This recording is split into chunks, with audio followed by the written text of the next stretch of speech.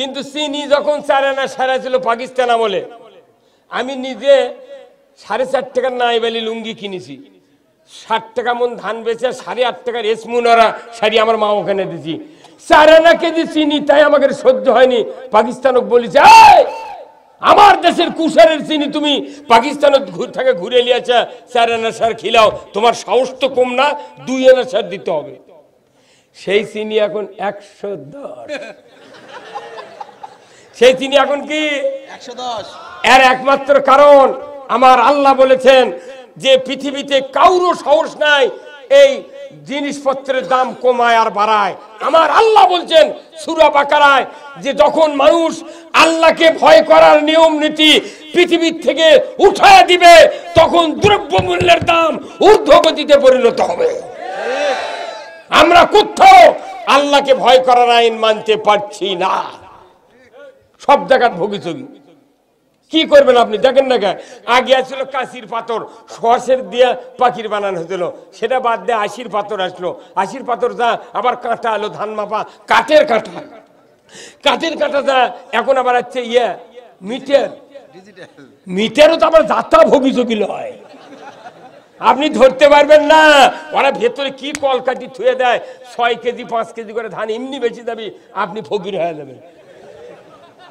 কথাকর এত দুর্নীতি, এত অসৎ মানুষের আচরণ এই বাংলাদেশে হচ্ছে, আমরা বুঝতে পারতেছি না কেন হচ্ছে। এখানে আল্লাহকে ভয় করার কোন নিয়ম নীতি নাই। যদি চুরি বন্ধের একটা আইন থাকতো, ওয়াসারিকু ওয়াসারিকাতু ফাক্তাউ আইদিহুমা, চোর আর চুন্নি ধরা পড়লে 5টা গ্যারান্টির পর হাত কেটে দাও।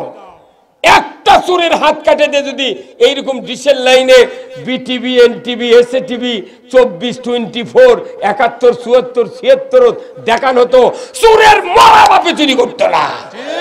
এই কতক্ষণ আজকে পেটের মধ্যে যে সন্তান তাইও চোর, কারণ শাশুড়ি ফাঁকি দিয়া, অনেক পুত্রবধূ আছে, ছেলের বউ আছে, শাশুড়ি ফাঁকি দিয়া ওই ঘরের মধ্যে করছে আমার অসুখ আম্মা, তে ডাক্তার কর তুমি রেস্টে থাকো।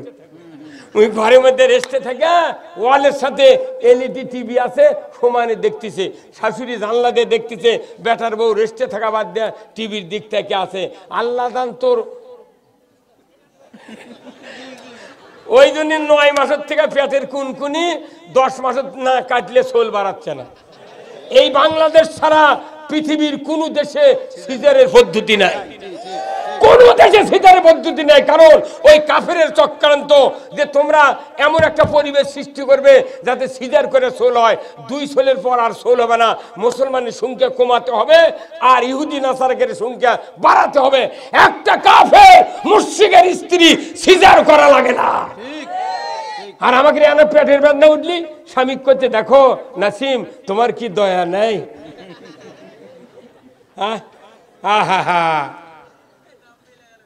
কার লাগিয়া কাঁদরে মন, কার লাগিয়া হাসো, যিনি করেছেন সৃষ্টি তোমায় তারে ভুলে আসো।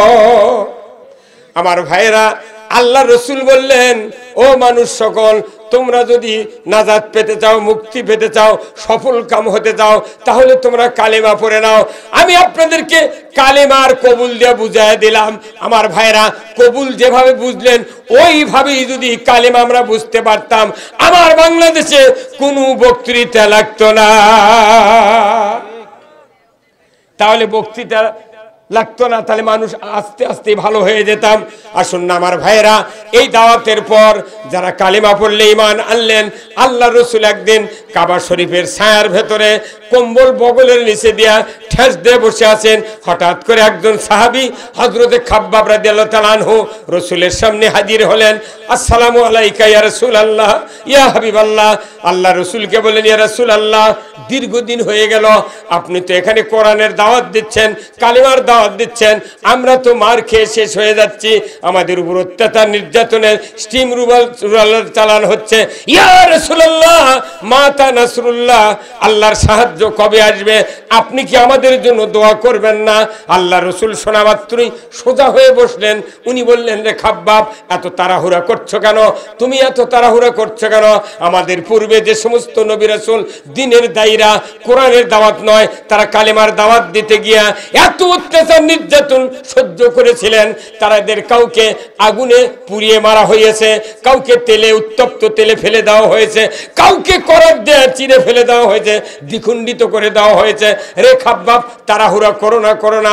এমন একদিন আসবে যেদিন সানা থেকে হাজরামউত পর্যন্ত একজন ষোড়শী যুবতী সোনার অলংকার পরিহিত অবস্থায়, পুরা গহনা দেয়া, শরীর সুসজ্জিত করা, রাতের অন্ধকারে একা একা পথ চলবে।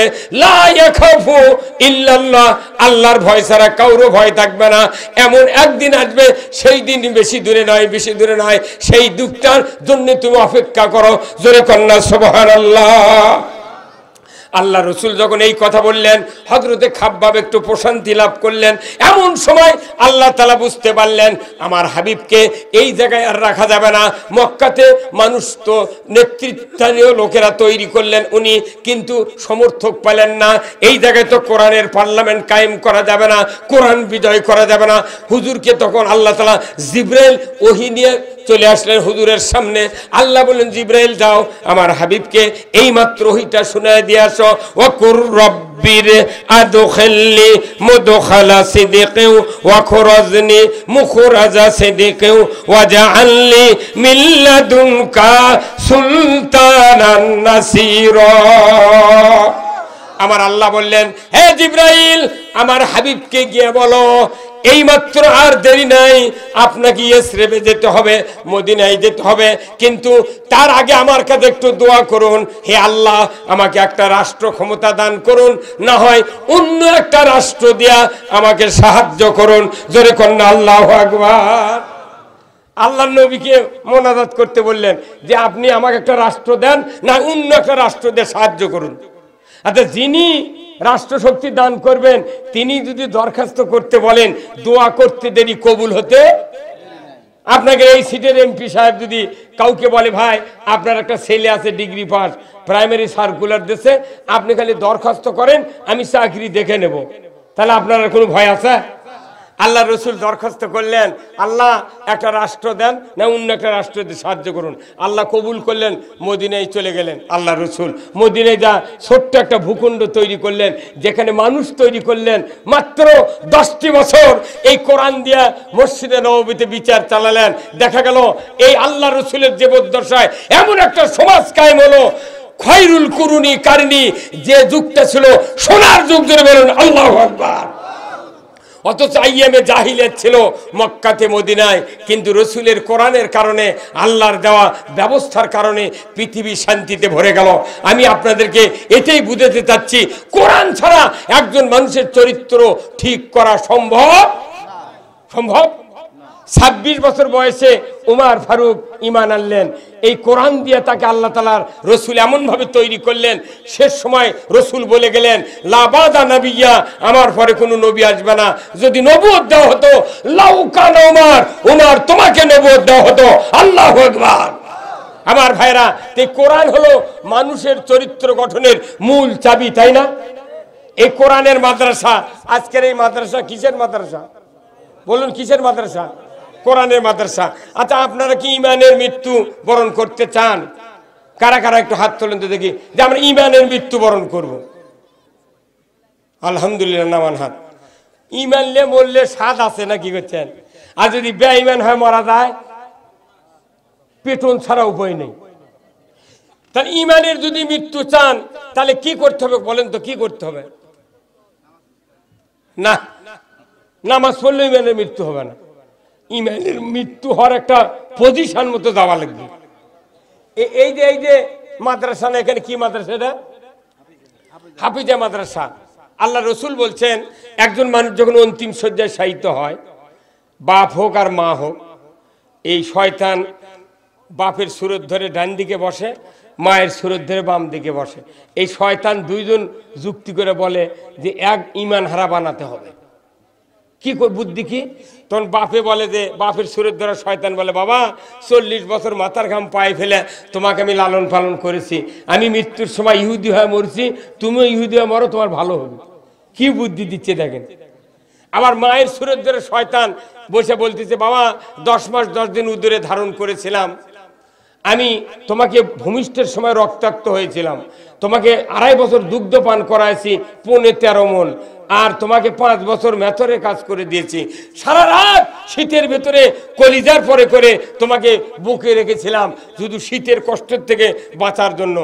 বাবারে, আমি মরণের সময় নাসারা ধর্ম গ্রহণ করে মরেছি, তুমি নাসারা হয়ে মরো, তোমার ভালো হবে।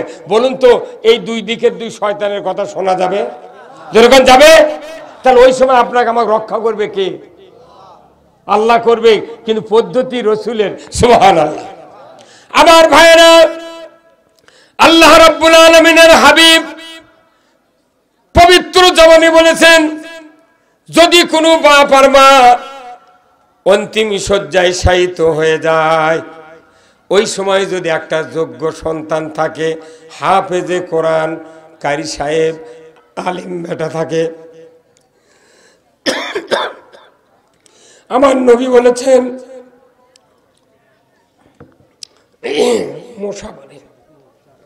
আমার নবী বলেছেন, ও আমার উম্মতেরা, ওই সময় যদি নিজের সন্তান তোমাদের শিহরে বসিয়া কোরআনের সূরা ইয়াসিন তেলাওয়াত শুরু করে দেয়, ওই সময় বাবা এবং মায়ের কানে পৌঁছে যায়, কলিজা দিয়ে অনুধাবন করে, এই তো আমার সেই সন্তান যাকে আমি চকবাবন নুরানি মাদ্রাসায় হাফিজ তৈরি করেছিলাম, আলেম তৈরি করেছিলাম, এই তো আমার সেই সন্তান। যখন কোরআন কলিজা পর্যন্ত পৌঁছে যায়, আল্লাহর নবী বলেছেন, ওই সময় দুই দিক থেকে দুইটা শয়তান ভাগিয়ে যায়। যেরকম আল্লাহু আকবার। শয়তান যখন ভাগিয়ে যাবে, আল্লাহর ইজ্জতের কসম, রসুল বলেছেন, আমি মদিনার রওজাত থেকে এসে ওই সৌভাগ্যশীল উম্মতের সাথে দেখা দেই। আল্লাহর নবী বলেন, হে আমার উম্মত, তুমি দুশ্চিন্তা করো না, তোমাকে ওয়াসওয়াসা দিতে চেয়েছিল এমন শয়তান দুইজন ভাগিয়ে গিয়েছে, আর তোমার ভয় নাই, তুমি আমি রসুল আমার চেহারা দেখো, আর কালিমা পড়ে পড়ে তুমি ইমানের কোলে ঘুমিয়ে যাও। আমার ভাইয়েরা, একটা সন্তান যদি আপনার আলিম থাকে, মরণের সময় কোরআন শুনতে পাবেন, আর যদি হাফেজকারী আলেম না থাকে, মসজিদের ইমাম কিংবা অন্য একটা আলেমক ধরে যদি আনতে পারেন কোরআন পড়াশোনার জন্য, দেখা যাবে ওই আলেম বাড়িতে আসতে আসতেই এই দিক আজরাইল জানলিয়া ফেরিঘাট পার হয়ে গেছে। অনুরোধ করতেছি ভাই, এই মাদ্রাসায় যদি আপনি ইমানের মৃত্যুতে মরতে চান, এই মাদ্রাসায় আপনার সন্তানকে আলিম বানাতে হবে, হাফেজ বানাতে হবে। আমার রাসূল বলেছেন, ইজামাতাল ইনসানু ইনকাতানহু আমালু ইল্লা মিন সালাসাতিন ইল্লা মিন সাদাকাতিন জারিয়াতিন আও ইলমুহু ইয়ানতুবিহিন নাস আও ওয়ালাদুন সালেহ ইয়াদুলাহু। রাসূল বলেছেন, মানুষ মরে যাবে, সমস্ত আমল বন্ধ হয়ে যাবে, মাত্র 3টা আমল জারি থাকবে। 1 নাম্বার হলো সদকায়ে জারিয়া, মসজিদ, মাদ্রাসা, স্কুল, কলেজ, কালভার্ট, রাস্তা, বৃক্ষ, এইগুলি যদি আপনি করতে পারেন, তাহলে আল্লাহ রসুল বলেছেন কিয়ামত পর্যন্ত সওয়াব পাওয়া যাবে কবরে শুয়ে শুয়ে। জোরে কন্যা সুবহানাল্লাহ। 2 নাম্বার ইলম, কোরআনের জ্ঞান অর্জন করলেন, কিতাব পড়ে হোক, শুনে হোক, যতগুলি কোরআনের জ্ঞান অর্জন করলেন, এইগুলি আপনি যতদিন বাঁচবেন মানুষকে বলিয়ে বলিয়ে চলে যাবেন। আপনার মৃত্যুর পর এই কথাগুলি যত হাজার মানুষ মানবে, বলবে, আপনি কবর থেকে সওয়াব পেয়ে যাবেন। 3 নাম্বার হলো আউ ওয়ালাদুন সালিহাদুলাহু। আল্লাহর কোন সৌভাগ্যশীল বান্দা আছেন, মরণের পর একটা সন্তান নেককার রেখে যাবেন, একটা হাফেজ সাহেব, একটা মৌলভী সাহেব, একটি কারি সাহেব সন্তান রেখে যাবেন। কিয়ামত পর্যন্ত আপনার কবরে ওই সন্তানের কারণে সওয়াব পৌঁছে দেওয়া হবে। আমার ভাইয়েরা, এটা গেল ইমানের মৃত্যুর সময় কোরআন শুনলেন। রাসূল বলেছেন, দুনিয়ার কোন মানুষ যদি তার সন্তানের দ্বারা জানাজার ইমামতি করার জন্য প্রস্তুত করে মারা যায়, ওই সন্তান জানাজার সময় বাবার লাশের কাছে দাঁড়িয়ে থেকে বলবেই, তোমার সেই বাবা যাকে আমি টাকা চেয়েও যদি না থাকতো তাও 5 টাকা আমার হাতে দিয়ে দিতেন, আমাকে 40 বছর মাথার ঘাম পায়ে ফেলে পরিশ্রম করে লালন পালন করে কোরআন শিক্ষা দিয়েছেন। এই সন্তান যখন জানাজার সানা, দরুদ শরীফ আর যদি দোয়া তেলাওয়াত করতে গিয়ে একটা বার মনের গভীর থেকে মায়া মমতা নিয়ে বাবার জন্য যদি অন্তর দিয়ে দোয়া করে, আল্লাহ আমার এই বাবাকে শেষ বিদায় দিচ্ছি, আজকে আমার এই বাবার চেহারা আর কোনোদিন দেখতে পাবো না। আপনি তো কোরআনে বলেছিলেন, রব্বির হামহুমা কামা রব্বায়ানি সগীরা। হে সন্তানেরা, তোমরা আমার কাছে দোয়া করো, আমাদেরকে আমাদের পিতামাতা যেভাবে ছোট অবস্থায় লালন পালন করেছিলেন, ওই অবস্থায় কিয়ামত পর্যন্ত কবরে আল্লাহ আপনি তাদেরকে লালন পালন করুন। এমনটি দোয়া করতে করতে অন্তরে যদি চোখের ভেতর থেকে 1 ফোঁটা মাছির মাথার মতো পানি সন্তানের নাকের ডগার কাছে আসতে থাকে, রাসূল বলেছেন ওই সন্তানের নেক দোয়ার কারণে ওই পিতামাতার তামাম জীবনের গুনাহ আল্লাহ তাআলা মাফ করে দেয়। ও আমার ভাইরা, আজকে আমাদের যতই বক্তৃতা শুনি না কেন, আজকে বাড়িতে দেখা যায় 10 বাড়ি পরও একজন হাফেজ জন্মে না, কথা ঠিক কিনা? ও আমার মুমিন ভাইরা, মানদার ভাইরা, চক বাবনের ভাইরা, আমি আপনাদেরকে অনুরোধ করব, জাহান্নাম থেকে বাঁচার জন্য, দুনিয়ার গুনাহ মাফ পাওয়ার জন্য একটা সন্তানকে আপনি আলিম বানান, হাফেজ বানান। আল্লাহর ইজ্জতের কসম, ওই সন্তানের দোয়ায় আপনার তামাম জীবনের গুনাহ আল্লাহ মাফ করে দিবে। আমার ভাইরা, এই জন্য আসুন আমি একটু দেখতে চাই আল্লাহর কোন কোন বান্দা আছেন, কার কার সন্তান হাফেজে কোরআন বানাতে চান, একটু না হাত তুলে আমাকে দেখান। শুধু ইমানের মৃত্যু বরণ করবেন আর আখিরাতে আযাব থেকে মুক্তি পাবেন। জোরে কোন সুবহানাল্লাহ। এই মাদ্রাসায় পড়াবেন, আপনার জীবন ধন্য। যদি হাফেজ হতে পারে, সে যদি হালালকে হালাল জানে, হারামকে হারাম জানে, রাসূল বলছেন কিয়ামতের ময়দানে নূরের তাজ ওই পিতামাতার মাথায় পরান হবে। আল্লাহু আকবার। আপনার কত দাম হবে ভাই, কত দাম? একটা পিতার মাথা যদি নূরের তাজ পরে দেয় ফেরেশতারা, আপনার জান্নাত অবধারিত। সুবহানাল্লাহ। কয়জন মানুষের বেটা হাফেজ আছে কোন তো? সেদিন একটা হাদিস পড়লাম, আল্লাহর নবী বলেছেন, দুনিয়ার কোন একটা হাফেজ সন্তান যদি পিতামাতার কবরের পাশে মৃত্যুবরণ করার দাফনের থেকে 41 দিন পর্যন্ত যদি কোরআন খতম দিতে পারে, এক দিনও কাজা করা হবে না। প্রতিদিন 41 দিন যদি কোরআনের ইয়াসিন সূরা বাবা এবং মায়ের কবরস্থানে যদি কবরের পাশে দাঁড়িয়ে যদি পড়তে পারে, আমার রাসূল বলেছেন ওই পিতামাতার কবরের আযাব কিয়ামত পর্যন্ত আল্লাহ মাফ করে দিবে। আসেনি এইরকম একটা সন্তান আছে কারো? হ্যাঁ আছে ভাই? তাহলে এতগুলো নিয়ামত খাচ্ছেন, আবাদ বুনেত করে খাচ্ছেন, তাহলে এলের কি অবস্থা হচ্ছে? একটা বেটাক যদি জানাজার ড্রাইভার বানাতে না পারেন, একটা যদি হাফেজ বানাতে না পারেন, আমাদের ব্যর্থতা। আপনার 4 বেটা আছে, 3টা উন্নতিকে দেন, কিন্তু একটা বেটাক তো খালি হাফেজ বানান লাগবে। কি রাজি আছেন? আপনারা রাজি আছেন? খালি কবর থেকে বাঁচার জন্যে, ইমানের মৃত্যুবরণ করার জন্যে, হাসরের ময়দানে গুনাহ মাফ নিয়ে উঠবেন, এমন একটা সন্তান আপনাকে আমাকে বানাতে হবে। কি রাজি আছেন? আর যদি নিজের সন্তান বড় হয়ে যায়, তাহলে সন্তানের সন্তানক বানান। সন্তান ছেলে যদি না থাকে, একটা মেয়েকে বানান, মেয়েকে বানান, একটা হাফেজা বানান। আল্লাহ তাও আপনার জান্নাত যে যাওয়ার একটা ইস্যু দিয়ে দিবে। জোরে বলুন ঠিক কিনা? মা বোনেরা যারা আছেন আমি আপনাদেরকে বলবো, মা বোনেরা আপনাদের পেট থেকে নবী রাসূলের জন্ম, বড় বড় আলিম ওলামার জন্ম, বক্তার জন্ম, হাফেজের জন্ম, আলিমের জন্ম। ও আলিমদের মায়ের উত্তরসূরিরা, আমি অনুরোধ করব আপনারা নিয়ত করেন, স্বামীকে বুঝান, একটা বেটাকে হাফেজ বানাবো, একটা বেটাকে আলিম বানাবো। আলিম বানালে আপনার লস হবে না, হাফেজ বানালে লস হবে না, আল্লাহ তাআলা আপনাকে জান্নাত দিয়ে দেবে। আল্লাহু আকবার। কিন্তু আমাদের বাংলাদেশে অনেক বক্তৃতা হয়, দেখা যায় যেখানে হাফেজে মাদ্রাসা ওই জায়গার মানুষ হাফেজে পড়ায় না, অন্যখান থেকে এসে হাওলাত করে নিয়ে এসে মাদ্রাসা পড়ান লাগে। কি কথা কন না? জাগির যদি থুবের কওয়া হয়, ভাইয়ানা জাগির রাখেন নে, কয় হয় অরিজনে ভাতর চাউল দিছি। কিন্তু আল্লাহ রসুল বলছেন 10 জন ব্যক্তিকে সুপারিশ করবে, পিতা মাতা, দাদা দাদি, নানা নানি, শ্বশুর শাশুড়ি, আর যে জাগিরদার, যে জাগিরদার আর জাগিরদারের বউ। কথা কন? আর আপনি যদি একটা হাফেজক যদি বাড়ির থেকে ভাত দেন, তাহলে আপনার বাড়িতে একটা হাফেজ প্রতিদিন 3 বার ভাত আনতে যায়, 3 বার আসে। কথা ঠিক কিনা?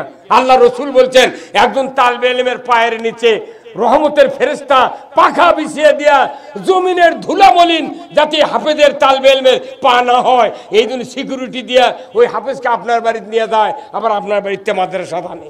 আল্লাহু আকবার। একটা রহমতের ফেরেশতা আপনার বাড়িতে যাবে যদি আপনি একটা জাগির রাখেন। আল্লাহ না করুক জাগির না রাখলেন, কিন্তু এমন একটা বেদি হতে পারে যে চেন্নাই ছাড়া ভালো হচ্ছে না, মাদ্রাস ছাড়া ভালো হচ্ছে না, তাহলে কমপক্ষে 10 লাখ 20 লাখ টাকা চলে যাবে। আর একটা হাফেজ 3 বছর পারলে কয় মন চাউল খাবে? কত কর? 3 মন চাউল দিয়া আপনি ক্যান্সারের থেকে বেঁচে গেলেন, এটাই তো ভালো। আল্লাহ রাসূল বলছেন আর সদাকাতু তারুদ্দুল বালা, সদকা করলে বালা মুসিবত দূর হয়। আমাদের বাংলাদেশের মানুষ সব আঁকড়ে ধরেছি, কিন্তু মৃত্যু যেদিন হবে সেই দিন একটা ডোরও থাকবে না কোমরত। আর যে কাপড় দিবি এই কাপড়ত পকেট নেই। কতক্ষণ না কাপড়ের কাপড়ত পকেট আছে? কেন পকেট নাই? যে উঠি টাকারও দরকার নেই, তুই খালি হাতে আসছিল, খালি হাতে যা। আর যেগুলো জিনিসপাতি আছে বেটারা কব্বরত হিসাব শুরু হবি, বাড়ির বেটারা ঘুরে যায় কবি এগুলা বাঁট, কে কি দিব এখনই বাঁট, ওই দিক ফেরেশতা বানাবি আর বেটারা এটি জিনিস বাঁটবি। কতক্ষণ না এই তো সামান্য, কিন্তু সব হবে কবরের ভেতরে হিসাব। আসুন না আমরা সবাই মিলে আল্লাহর দ্বীনের জন্য, কিয়ামতে বাঁচার জন্য, দুনিয়াতে শান্তি পাওয়ার জন্য একটা সন্তান আলেম বানায়। এটা এই জন্য বানাতে হবে যাতে করে আল্লাহ তাআলার আমরা রহমত থেকে বঞ্চিত না হই। জোরে বলুন ঠিক কিনা? আমার ভাইরা, এই জন্য আসুন আজকের এই মাদ্রাসায় যারা আমার সামনে হাজির আছেন, আমি ওয়াদা নিতে চাই যে এই মাদ্রাসার এই আশেপাশের লোক যারা আছেন, এই গ্রামের লোক যারা আছেন, বাড়ি প্রতি 1 জন করে হলেও আপনাকে পড়াতে হবে মাদ্রাসা। কি রাজি আছেন? হ্যাঁ রাজি আছেন? কতজনার পরে হাত তোলেন তো? এটি কতজনার বেটা পড়ে? কো 3টে, আর এটি একটা 4টে। আর তাহলে আপনারা সব হাওলাতে মুন্সিদে জানাজা করবে চান? আচ্ছা আমি আপনাকে একটা এক্সাম্পল দিই। আচ্ছা অনেক ভাই আছে, এরশাদ ভাই আপনার পেটত কি কোনোদিন চুল কয় না? পেটত কি চুল কয়? এইভাবে চুল কয় তো, কিন্তু এমন জায়গায় চুল করছে আপনার হাতও পাচ্ছে না, হাতও পাচ্ছে না। তখন আপনি খালি কোসর মোচর করছে, হাত পাচ্ছে না, কি করি? তখন হয়তো আপনি যায় এই ইটের যদি বাড়ি প্লাস্টার করা থাকে সেদিনকে ডলবেন, কিন্তু ডললেও তো হবে না, ছিলে দেওয়ার ভয় আছে। এখন আপনি করছেন স্ত্রী, তুমি আনা চুলকে দাও। তখন স্ত্রী যখন চুলকে বেড়াচ্ছে, আপনার পিঠও চুল করছে, হাত একজন আর পিঠ আর একজন। এখন স্ত্রী 1 হাত দিয়ে চুল করছে, কিন্তু যেটি চুল করছে সেটি হাত দিচ্ছে না তো, কারণ চুল করছে ওনার পেয়ে। কি কথা বল? ওনার পিঠে চুল করছে আর স্ত্রীর হাত সেটি তো যাচ্ছে না। তখন উনি ধমক মারছে, চুলকা। তার স্ত্রী তো জানে না কোনটি চুল করছে, দেখবি তেমনি চুল করে দেখা যায়। ওই তাহলে 2 হাত দিয়ে এইভাবে হাল বাবু আরম্ভ করছে, তাও সেটি আসল জায়গায় হাত দিচ্ছে না। কি কথা কর না? তাহলে নিজের পিঠে যদি কেউ চুলকায়, নিজের হাত যদি হাতও পায়, সেই চুলকানের মজা আলাদা। কি মজা আলাদা। আর যদি অন্য মানুষদের চুলকালে তো ইনকে ঘটনা ঘটবি, দামকি দুমকি দিয়ে তাও আসল জায়গায় হাত যাবে না। আপনার যখন জানাজা হবে, আপনার নিজের বেটা যদি জানাজা করে, কমপক্ষে 10-12 মিনিট লাগবে জানাজা শেষ হতে।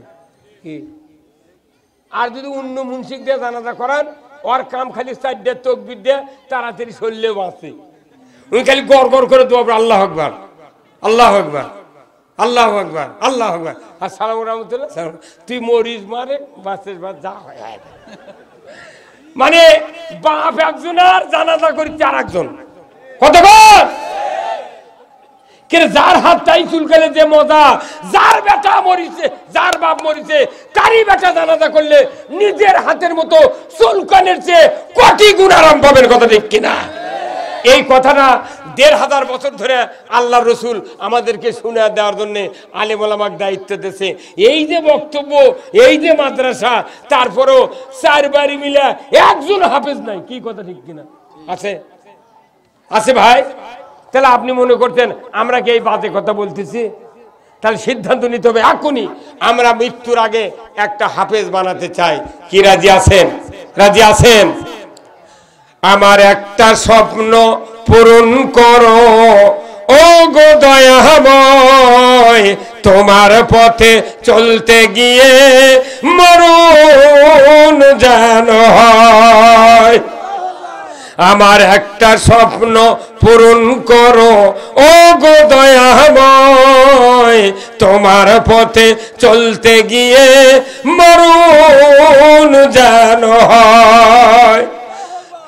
আমি অটল যেন থাকতে পারি আল কোরআনের পথে, ধৈর্য নিয়ে চলতে পারি দিন কায়েমের পথে।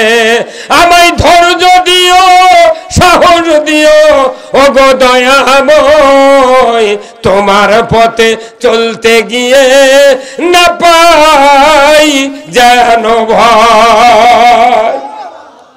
আল্লাহর পথে, রসুলের পথে চলতে গিয়া ভয় পাওয়ার কোনো কারণ নাই। জোরে বল ঠিক কিনা?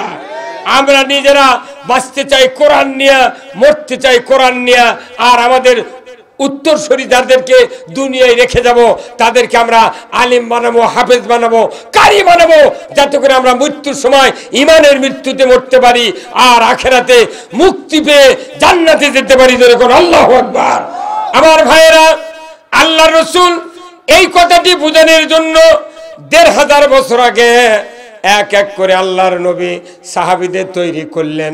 শেষ পর্যায়ে বিদায় হজে যখন উনি মসজিদে নওমেরার সামনে দাঁড়িয়ে যখন বিদায় হজের ভাষণ দিতেছিলেন, ওই সময় 1.25 লক্ষ সাহাবী দাঁড়িয়েছিলেন। আল্লাহর নবী বক্তব্য দিচ্ছেন। 23 মিনিট বক্তৃতার পর আল্লাহর রসুল বলছেন, ও আমার সাহাবীরা, আমি কি তোমাদেরকে আমার দায়িত্ব পরিপূর্ণভাবে বুঝায় দিয়েছি? সাহাবারা বললেন, ইয়া রাসূলুল্লাহ, অবশ্যই পৌঁছায় দিয়েছেন। এমন সময় আল্লাহ তাআলা জিবরাইলকে পাঠিয়ে দিয়ে বলেন, জিবরাইল যাও আমার হাবিবের কানে কানে বলে দিয়ে এসো, আল ইয়াউমা আকমালতু লাকুম দীনাকুম ওয়া আতমামতু আলাইকুম নি'মাতি ওয়া রাদিতু লাকুমুল ইসলাম দীনা। ও আমার নবী, আপনার কাছে আমি এইমাত্র কোরআনকে একবারে সমাপ্ত করে দিলাম, আজ থেকে দিনকে পরিপূর্ণ করে দিলাম। আপনার জন্য, মানুষের জন্য যা প্রয়োজন দুনিয়া এবং আখিরাতে কারো কাছে ধার করতে হবে না। আল্লাহর নবীর এই কথা শুনে সাহাবীরা বুঝতে পারলেন আল্লাহর নবীর কাছে এমন একটা সুন্দর আয়াত নাজিল করে দেওয়া হলো, যে আয়াতের মাধ্যমে তামাম কোরআনকে সম্পন্ন করে দেওয়া হলো, দিনকে পরিপূর্ণ করে দেওয়া হলো। সাহাবীরা সব দাঁড়িয়ে আছেন, মাত্র একজন সাহাবী আল্লাহর রসুলের সামনে হাউমাউ করে কান্নাকাটি শুরু করলেন। সেই সাহাবীর নাম হলেন হযরত আবু বকর সিদ্দিক রাদিয়াল্লাহু তাআলা আনহু। উনি হাউমাউ করে কান্নাকাটি শুরু করলেন। আল্লাহর নবীকে বললেন, সাহাবীরা হুজুর আবু বকরকে একটু আস্তে কাঁদতে বলেন, আমরা তো কথা বুঝতে পারছি না। আল্লাহর নবী বললেন, আবু বকর আপনি কেন কাঁদেন? কি হয়েছে আপনার? কেন আপনার এত বেদনা? আবু বকর সিদ্দিক রাদিয়াল্লাহু তাআলা আনহু বললেন, ইয়া রাসূলুল্লাহ, ইয়া হাবিবাল্লাহ, যে আয়াতটা আপনি এইমাত্র তেলাওয়াত করলেন, আমার বিশ্ববিতে বেশি দিন আর থাকবেন না। আমার মনে বলছে আপনি হয়তো দুনিয়ার থেকে বিদায় হবেন। 1.25 লক্ষ সাহাবীর ভিতরে মাত্র একজন সাহাবী এই আয়াতের মর্মবাণী বুঝেছিলেন। জোরে বলো ঠিক কিনা? আমার ভাইয়েরা, আজকে বাংলাদেশের 1000 মানুষের ভিতরে একজন মানুষও কোরআন বিজয়ের চিন্তা বোঝে না। তাই আসুন আমরা কবরে যাব, কবরের ভেতরে আমাদেরকে জিজ্ঞাসা করা হবে, মার রব্বুকা ওমা দিনুকা ওমান নাবিউকা মান হাজার রাজুল। ওই পুরুষটিকে বলুন তো। কবরের ভেতরে মুমিনদেরকে 4টা প্রশ্ন করা হবে। জোরে কোন কয় প্রশ্ন? 4টা প্রশ্ন করা হবে। কিন্তু ইমানদারেরা 4টা প্রশ্নের উত্তর জানা, উত্তর দিতে পারবে না। আমি আপনাদেরকে উদাহরণ দিই। এই আমার এরশাদ আলী ভাই, এনার মা, ওনার বাবা মারা গিয়েছেন। ওনার মা বলছেন, বেটারে তোমার খালা আমার বাড়িতে এসেছে, তোমাকে 40টা টাকা দিলাম, তুমি গিয়া বাজার থেকে ফল কিনে নিয়ে আসো, আমি তোমার খালাকে একটু ফল দিয়া নাস্তা করাবো। ওনার মা 40টা টাকা দিয়ে ওনাকে বাজারে পাঠিয়ে দিলেন। উনি চলে গেলেন মান্দা ফেরিঘাটে। ওখানে গিয়া ফল না কিনা উনি সোজা চলে গেছেন নওগাঁতে। উনি নওগাঁয় যা সিনেমা হলত ঢুকে 2-3টা শো মারে রাত 6টার সময় বাড়ি যাচ্ছেন। কয়টার সময়? 6টার সময় বাড়ি যাচ্ছেন। ওনার মা রাস্তায় ঘোরাফেরা করতেছেন, কখন আমার এরশাদ আসবে। কিন্তু শেষ পর্যন্ত দেখা গেল সন্ধ্যার দিকে উনি যখন বাড়িতে আসলেন, তখন মাও বলতেছে, বেটারে তুমি সকালবেলা তুমি গেলে ফল আনার জন্যে, এতক্ষণ তুমি কি করলে? উনি কি উত্তর জানে কি জানে না? উনি উত্তর জানে না। তুমি এতক্ষণ কি করলে? উনি কি উত্তর জানেন না? ওনার উত্তর কি হবে? যে আমি সিনেমাত গেছিলাম, কথা কয়। কিন্তু উনি উত্তর জানে না, জানেও উত্তর দেওয়ার সাহস নাই, কাল্লা নিজ মুখ দিয়ে বসে আছে। তারপরে বলছে, বেটারে ফল আনতে বললাম, তুমি কেন ফল আনলে না? বলো কেন আনলো না? টাকা ফুরাতে টিকিট কাটতে, কথা কয়। এরপরে বলতেছে, আমাকে টাকা ফেরত দাও। টাকা তো ফুরে গেছে, কেমনি ফেরত দেবে? 3টা প্রশ্নের উত্তর উনি জানেন, কিন্তু উত্তর দিলে তো দিতে পারে, কিন্তু দিলে অসুবিধা হবে। এই জন্য চুপ করে দাঁড়িয়ে আছে। ওনার মা যদি একটা লাঠি নিয়ে যদি ওনাকে বাড়ি দিতে লাগে, তখন কি উনি বলবেন, মা আমি টাকা দিয়ে সিনেমা দেখেছি, ফল আনতে পারিনি? এই কথা কি উনি বলবেন? উনি বলবেন না। উনি চিন্তা করবেন, যদি এই কথা বলি আরো 2টা বাড়ি বেশি দিবি, আরো 2টা বাড়ি বেশি দিবি। এই জন্য চুপ করে আছেন। আমার ভাইয়েরা, আমাদেরকেও কিয়ামতের ময়দানে নয়, কবরের ভিতরে জিজ্ঞাসা করা হবে, মার রব্বুকা, আয়ে বান্দা তোমার রব কে ছিল? ওমা দিনুকা, তোমার জীবন ব্যবস্থা কি ছিল? এই বান্দা বলো তোমার নবীকে বলো তো। ওই যে দেখা যায় ওই পুরুষটাকে এই 4টা প্রশ্ন করা হবে। উত্তর জানা থাকবে, কিন্তু বলার সাহস হবে না। কি এখন বলিছে, মনে মনে চিন্তা করতে, মাও তো 40 টাকা দিছিল, খরচ করছি, আমি তো ফল আনিনি, তো 4-5টা বাড়ি দিয়ে নাই। মা হাফসাদা বলবে, যা 5 বাড়ি খাবো, তাও উত্তর দেবো না। কিন্তু কবরের মধ্যে যখন ফেরেশতা মার রব্বুকাই উত্তর পাবে না, তখন কি মায়ের লাগান 3 বাড়ি দিয়ে সরে দেবে? হ্যাঁ, হাত্তা লিয়াউমাল কিয়ামত, একবার কিয়ামত পর্যন্ত খালি কানতে পিটপি। সূরা হাদিদে আছে, হাতুর দিয়ে কানত পিঠা, কান হাড্ডি থেতলে দিবি। এটা মাওলা 4 বাড়ি দিয়ে হাফসা গেল। ফেরেশতা তাও পাঠাবি কি, যার চোখ নাই, কান নাই, আর শুনবেরও পাবে না। ওই ঠসা আর শিখলে বললে তো শুনে পাচ্ছে না, সমানই পিটপি। তারপরে 1 বাড়ি দিবি, 70 গজ মাটির নিচে যাবি, 1 সেকেন্ডে উঠে যাবি, আবার বাড়ি বেরবি। আবার 1 কবর 70 থেকে 99টা সাপ বাড়াবি। একই নিসাবের ভয়ে ঝাড়িয়ে দৌড় মারে 5 কিলো। আর এটি কাঁকড়িয়ালা নয়, আল্লাহর বানানো জাত সাপ আসবি। 99টা সাপ যদি 1 কবরত আসে, ওটা বাঁচার কথা স্যার, ওটা বাঁচার কথা। সব উত্তর জানে বাংলাদেশের মানুষ, কিন্তু এমন অকাম করেছি আমরা, নামাজ পড়ি, সুদ খাচ্ছি, ঘুষ খাচ্ছি, অন্যায় করছি, এর উত্তর ঠিকই জানা আছে, বলবো না। না বলার কারণে আল্লাহ তাআলা ফেরেশতা দিয়ে এমন মার দিবে যে দুনিয়ার কেউ সাউন্ড পাবে না। ধরে বল ঠিক কিনা? তাহলে এই কবরের ভেতরে 1 নম্বর প্রশ্ন হলো কি, মার রব্বুকা, তোমার রবকে। আমাদের রবকে বলুন রব্বি আল্লাহ। কোন রব্বি? আল্লাহ। রব্বি আল্লাহ মানে, রব্বি মানে আমার রব হলেন আল্লাহ। এটা জানা প্রশ্ন, কিন্তু পারবো না। কারণ কি, আমি রবের বিধান মানিনি। আমার ভাইরা, দুনিয়ার সৃষ্টির পর মানুষ যখন আল্লাহ সৃষ্টি করবেন, আদম আলাইহিস সালামের পিঠ থেকে যখন লক্ষ কোটি কোটি রুহু বের করলেন, এই তামাম রুহুগুলিকে আলমে আরোয় রাখলেন। আল্লাহ রুহুর জগতে রুহুগুলিকে জিজ্ঞাসা করলেন, আলাস্তু বিরাব্বিকুম, আমি কি তোমাদের রব নই? তখন আমরা দুনিয়ার যত মানুষ, যত মখলুকাত ছিল, সমস্ত মখলুকাতের রুহুগুলিকে জিজ্ঞাসা যখন আল্লাহ করলেন, আমরা একসাথে বলেছিলাম কলু বালা, হ্যাঁ আপনি আমাদের রব। এই রব স্বীকার করে আছে দুনিয়াতে আল্লাহ আবার পরীক্ষা নিচ্ছেন কিভাবে? সূরা ফাতিহা তেলাওয়াত করলেন। প্রথম আয়াতে রবের বক্তব্য, আলহামদুলিল্লাহি রব্বিল আলামিন, প্রশংসা করো বান্দা একমাত্র আল্লাহর। জোরে কোন সুবহানাল্লাহ। প্রশংসা করতে হবে কার? আল্লাহর।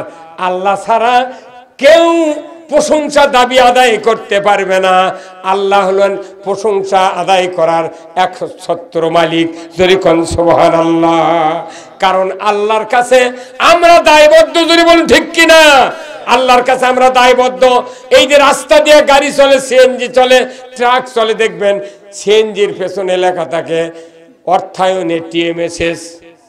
তার মানে টিএমএসএস কোম্পানির থেকে ঋণ নিয়ে সিএনজি কিনেছে। ট্রাকের গেটে লেখা আছে সোনালী ব্যাংক দায়বদ্ধ, ইসলামী ব্যাংক দায়বদ্ধ। মানুষ বুঝতে পারে এই ব্যাংক থেকে লোন লে এই গাড়ি কেনা। জোরে বলুন ঠিক কিনা?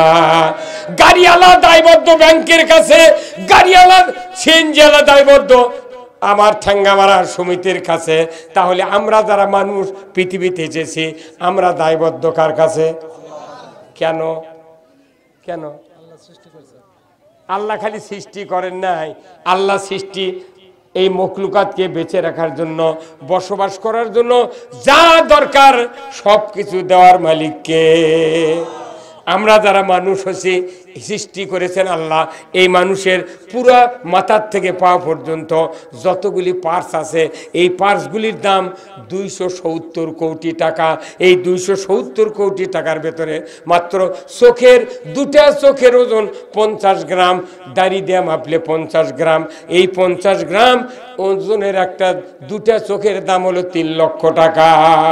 দুটা কিডনি হাফ কেজি, 3 লক্ষ টাকা। 10 কোটি টাকা আমার মুখে জিহ্বা আছে। দুনিয়ার যত ডায়াগনস্টিক সেন্টার আছে, আপনার পায়খানা, প্রস্রাব, রক্ত পরীক্ষা করতে গিয়া মেশিন ব্যবহার করতে হয়। কিন্তু আল্লাহ তাআলা এমন একটা যন্ত্র জিহ্বা আমাদেরকে দান করেছেন, যে জিহ্বার ভেতরে 1 কোটি রকমের খাদ্য পৌঁছায় দিলে সেকেন্ডের ভেতরে বলতে পারে এটা কমলা, এটা আঙ্গুর, এটা বাদাম, এটা দাঁত ভাঙ্গা, এটা খেজুর, এটা লেবু। কথা ঠিক কিনা আমার ভাইয়েরা? এত বড় দামি পার্স, আবার চারিদিকে আজরাইল। দাঁতের ভিতরে যে জিহ্বা আল্লাহ রেখে দিয়েছেন, সুযোগ পেলি জিবার উপরে দাঁত পড়লে কেমন হয়? জিবার উপরে দাঁত পড়লে কেমন হয়? আপনি হা করে ওঠেন, এত কষ্ট হয়। কিন্তু আমার আল্লাহ এমনভাবে বুঝাই দিচ্ছেন, বান্দা এই জিহ্বার চতুর্দিকে তার দুশ্মনকে আমি রাখিয়ে দিয়েছি। এই দুশ্মনের ফাঁকির ভিতরে যখন গোস্তর একটা আঁশ ঢোকে, জিহ্বার আর ঘুম নাই। কি জিবা তামান দিন ঘুরতে কয়, এই তাড়াতাড়ি বার কর ভাই, তোর কষ্ট হচ্ছে না, বার কর বার কর। এত বড় দামি জিনিস, 32টা দাঁত 2 বার করে আল্লাহ ফেলে দিলেন। একবার ফেলে দিলেন, আবার নতুন দাঁত দিলেন, আবার ফেলে দিয়া খালি মাস্য নিয়ে কবরে ঢুকে গেলেন হাজার হাজার মানুষ।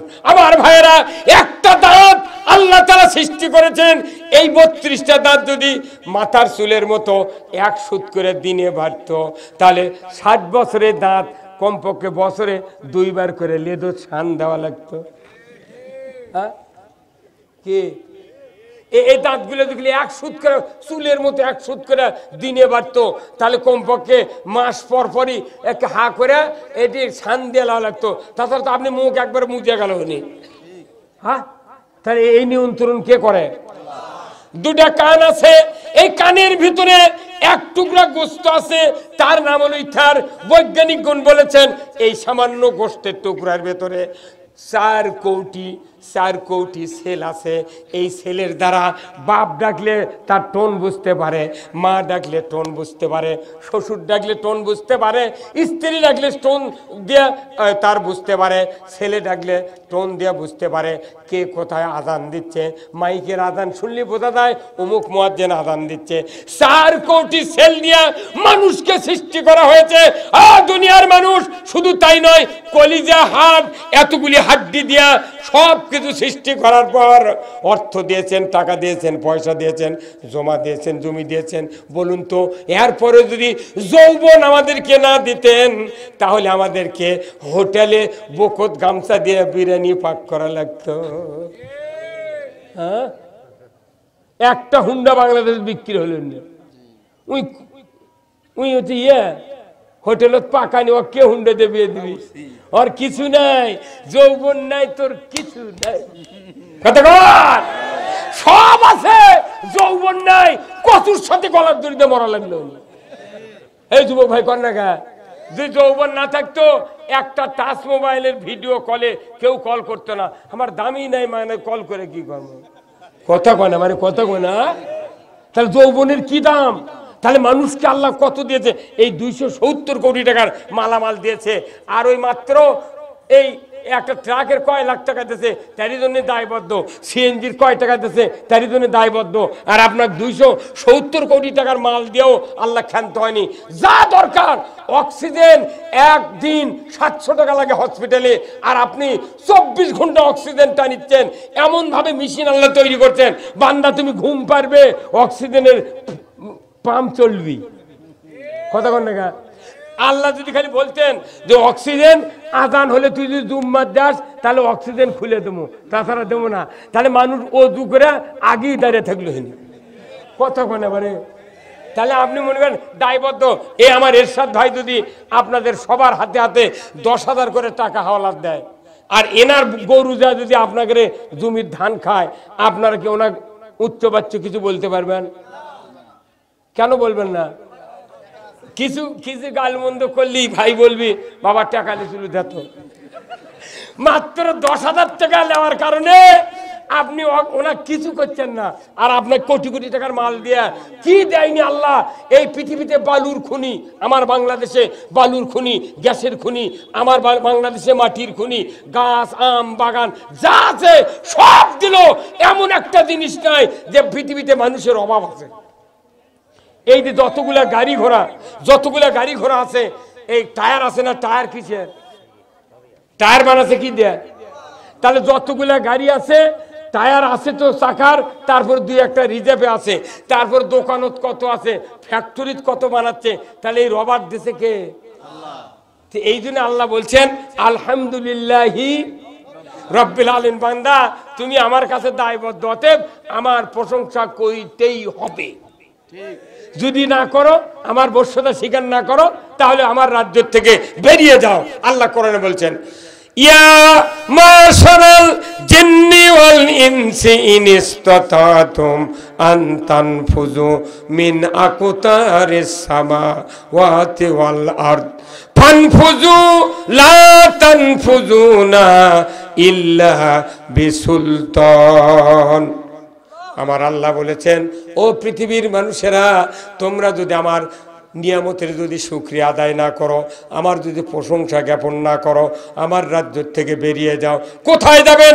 America, Asia, Europe, Greek, Spain, America, France, India, আরব আমিরাত, সৌদি আরব, লেবানন, বার্মা, পৃথিবীর যে কোনো জায়গায় যান না কেন, সেটাই কার রাজ্য?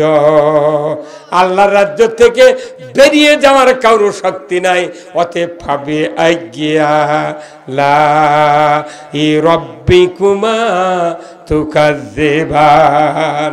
ও আমার ভাইরা, ও আমার মা বোনেরা, ও অবশ্যই আপনাকে আল্লাহর আনুগত্য করতে হবে। আমার ভাইয়েরা যারা আছেন, আল্লাহর আনুগত্য মানে আল্লাহর হুকুম মানতে হবে, আর আল্লাহর নিষেধ কার্যক্রমগুলি বর্জন করতে হবে। মা বোনেরা, আমি আপনাদেরকে বলতে চাই, আপনাদের জন্য 4টি কাজ আল্লাহর রাসূল বলেছেন। আলমারাতো সল্লাত খামসাহা ওয়া সামাত শাহরাহা ওয়া হাসানাত ফারজাহা ওয়া আতাত বালাহা ফালতাদখুলুল জান্নাতে আবওয়াবুশ সাদ। রাসূল বলেছেন, মায়েদের জন্য 4 কাজ: 5 ওয়াক্ত নামাজ, 1 মাস রমজানের রোজা, পর্দায় থাকা, স্বামীর খেদমত করা। ও দুনিয়ার মায়েরা, এই 4টি কাজ দুনিয়ার কোন মায়েরা যদি করতে পারেন, স্বামীকে যদি রাজি খুশি রেখে দুনিয়ার থেকে বিদায় হতে পারেন, আমার রাসূল বলেছেন 8টা জান্নাতের দরজা খুলে দেওয়া হবে। যে কোনো দরজা দিয়া আল্লাহর জান্নাতে যাবে, কেউ বাধা দেবে না। জোরে কন্যা সুবহানাল্লাহ।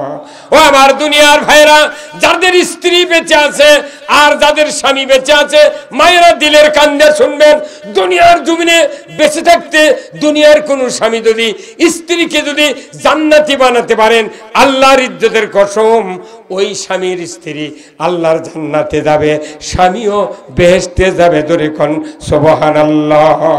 আমার ভাইয়েরা, নবীজি বলেছেন, ও আমার উম্মতেরা, যদি তোমার স্ত্রীকে যদি তুমি পর্দা শেখাও, দিন শেখাও, ইসলাম শেখাও, এইভাবে যদি 60 বছর 70 বছর তুমি যদি স্ত্রীকে দিনী হিসেবে তৈরি করতে পারো, আমার ভাইয়েরা, আল্লাহর নবী বলেছেন কিয়ামত হয়ে যাবে, মানুষগুলি 2 ভাগে বিভক্ত হবে।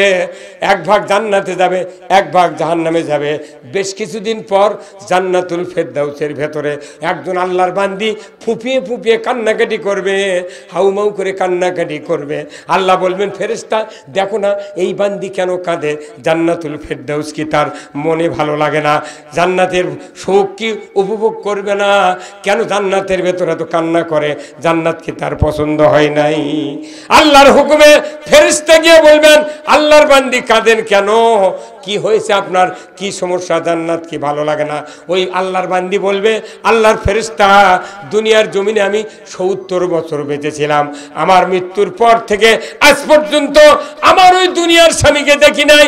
কারণ আমার ওই স্বামীটা আমাকে পর্দা, দ্বীন, ইসলাম শিক্ষা দিয়া আমাকে ইসলামের রাস্তায় তৈরি করেছিলেন, যার সুবাদে আমি জান্নাতুল ফেরদাউসে এসেছি, আল্লাহ আমাকে দিয়েছেন।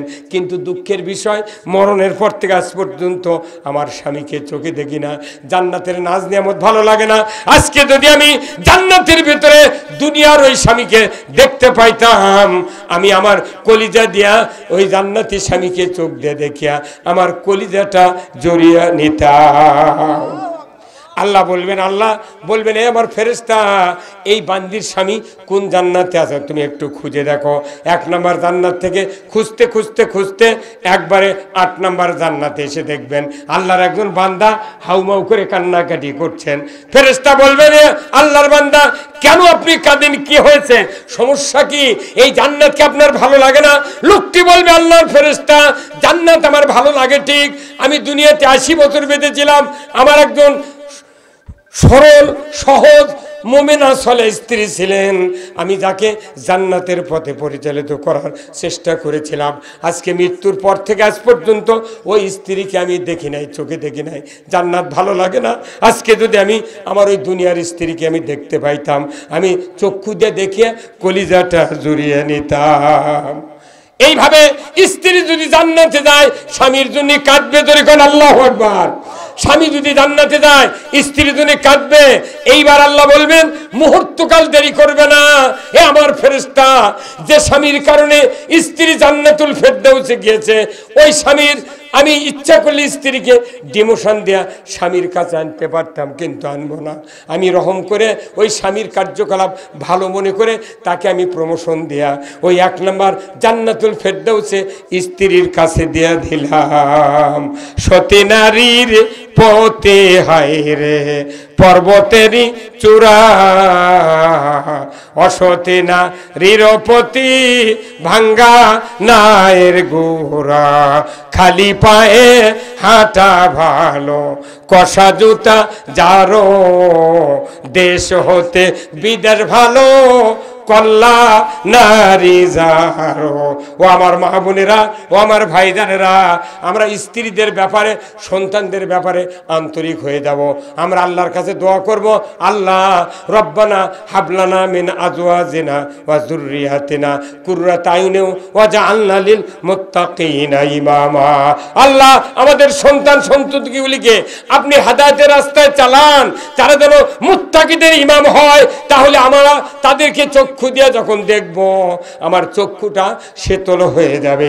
আজকে আমার ইমানদার ভাইয়েরা, বামুনপুরের ভাইয়েরা, আমি আপনাদেরকে অনুরোধ করব, সন্তানগুলি স্ত্রীগুলিকে আমরা সবাই মিলে দিনদার বানাই, আমনদার বানাই, ইমানদার বানাই, তাহলে আমাদের পরিবেশটা ভালো হয়ে যাবে। জোরে কন্যা আমিন। লিল্লাহে তাকবীর। খুব তাড়াতাড়ি ভাই, লিল্লাহে তাকবীর। আসুন না আমার ভাইয়েরা, আজকে শেষ সময় আমি আপনাদেরকে একটু টেস্ট করতে চাই। আল্লাহর বান্দারা, কোরআনের মাদ্রাসা এসেছেন, আপনারা যদি অন্ততপক্ষে এই মাদ্রাসার জন্য অর্থ দেন, টাকা দেন, পয়সা দেন, কিয়ামতের দিন আরশের নিচে জায়গা আল্লাহ দিতে পারে। আসুন না আমার ভাইয়েরা, কোন বান্দা আছেন 5,000 টাকা, 10,000 টাকা দিবেন, 2,000 টাকা, 1,000 টাকা দিবেন, 2 মণ ধান, 1 মণ ধান, 10 বস্তা সিমেন্ট দিবেন। নতুন মাদ্রাসা এখানে স্থানান্তরিত করা হয়েছে। আসুন না আল্লাহর বান্দা, কেউ উঠবেন না, কেউ উঠবেন না, কেউ উঠবেন না ভাই, টাকা চালিয়ে উঠে যায়। উঠবেন না কেউ। চক বাবন এরশাদ আলী ভাই 5,000 টাকা ধরে গান মারহাবা। লিল্লাহে তাকবীর। মাহফিলের বিশিষ্ট ব্যবসায়ী, আল্লাহ সহসভাপতি মাহফিলের এরশাদ আলী ভাই 5,000 টাকা করেছেন। দেন আল্লাহ, আল্লাহ তার ব্যবসা বাণিজ্যে আল্লাহ বড় করে দেন, আল্লাহ তার হজে যাওয়ার তৌফিক দিয়ে দেন, আল্লাহ তার সংসারে বরকত দেন, আল্লাহ তাকে আল্লাহ উমরের মতো যোগ্যতা দিয়ে দেন, মাদ্রাসার ব্যাপারে আন্তরিক হওয়ার তৌফিক দিয়ে দেন। আমিন। লিল্লাহে তাকবীর। আল্লাহ আল্লাহ আপনার বান্দারা অর্থ দেয়, আল্লাহ আল্লাহ মেহেরবানি করে। আলহাজ দেওয়ান কে রেজাউল করিম ভাই